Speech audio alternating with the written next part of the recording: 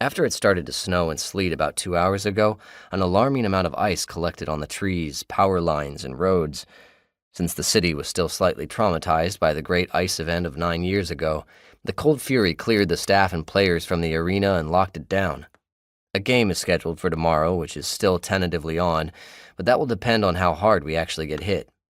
This sucks in a major way because I had a date set with Lexi for tonight. The plan was for me to pick her up here when she got off at 6, but that is not going to happen with the way the weather is.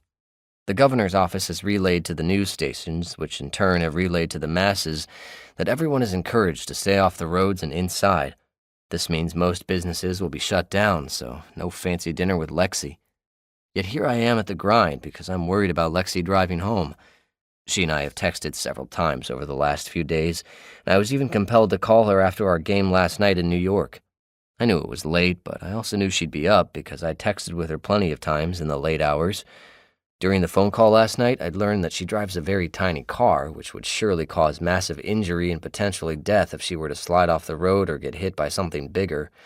So I decided to come here and rescue her with the intention of getting her home safely in my big Mercedes G550 and my own expert driving on icy roads. The minute I pull the door open to the grind, I can feel the emptiness before I even take note that there are no customers inside.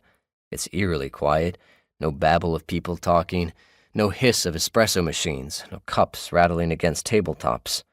I don't see anyone, so I take a few steps toward the ordering counter, intent on calling out, when Lexi suddenly appears from a closed door behind the bakery cases. "What in the world are you doing here?" she asks with a surprised grin.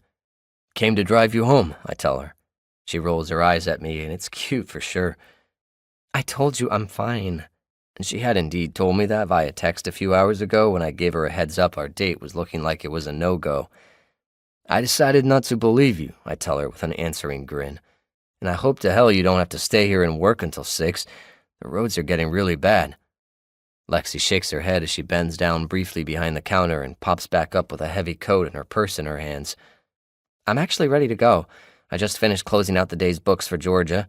She's out of town for a few days, and I'm the only one she trusts to close the place down."